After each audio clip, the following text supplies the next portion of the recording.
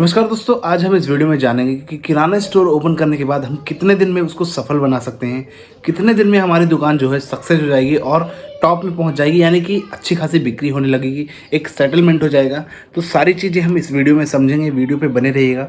और दोस्तों, अभी तक आपने चैनल को सब्सक्राइब नहीं किया तो सब्सक्राइब जरूर कर लीजिएगा। तो दोस्तों, इस वीडियो में हम बात करेंगे टोटली कि आप कैसे एक किराना स्टोर ओपन करके उसको स्टेबल कर सकते हैं और उसको आगे बढ़ा सकते हैं।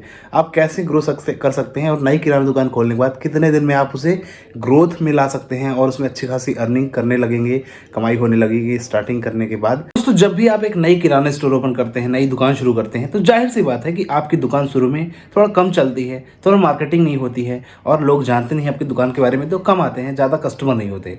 लेकिन यहीं पे अगर आप इन ट्रिक्स को अपनाएंगे जो मैं बताने वाला हूँ, तो हो सकता है आपकी दुकान आगे बढ़ जाए और आप जल्दी से ग्रोथ कर पाएँ।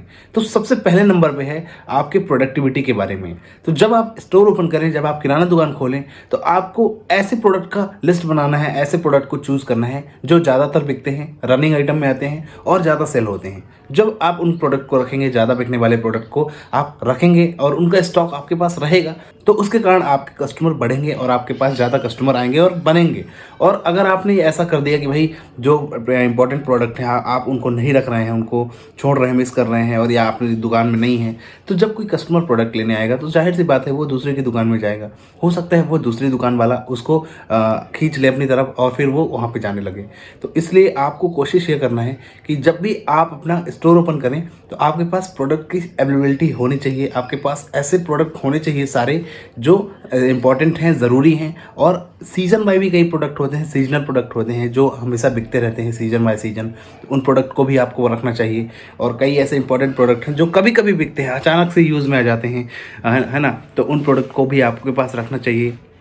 भले ही आप उनकी क्वांटिटी कम रखें, स्टॉक कम रखें, लेकिन ऐसे प्रोडक्ट आपके पास रहने चाहिए, अवेलेबल होने चाहिए।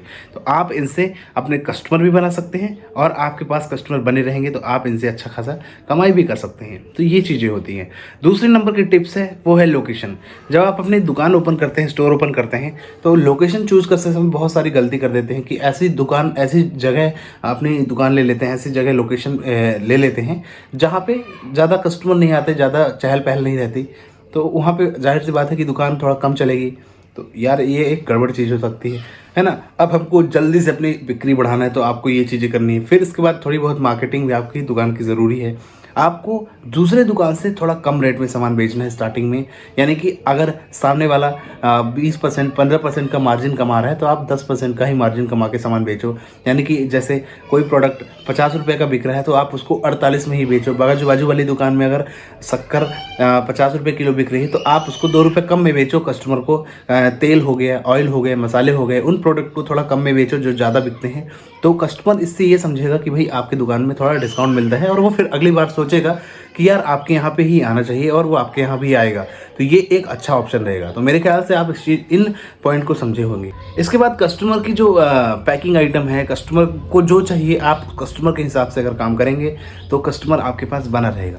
एक क्रेडिट की बात होती है। कस्टमर, कई लोग ऐसे होते हैं जो पैसा जो है मंथली में देते हैं। तो अगर आप मंथली पैसा देने वालों को अगर आप प्रोडक्ट देंगे, उधार में कुछ प्रोडक्ट देंगे, यानी कि भाई कहेंगे आप 1000 रुपये की क्रेडिट हमारी दुकान में है, आप ले लो। लेकिन ऐसे लोगों को उधारी मत दो जो वापस ना आए।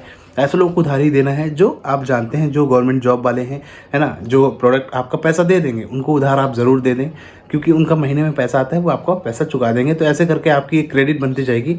इस चीज़ को आप गौर से देखना कि आपके आसपास के लोग, आपके जो जिसको आप उधार बांट रहे हैं, वो कैसे लोग हैं, क्या वो आपका पैसा लौटा देगा, दे देगा या नहीं।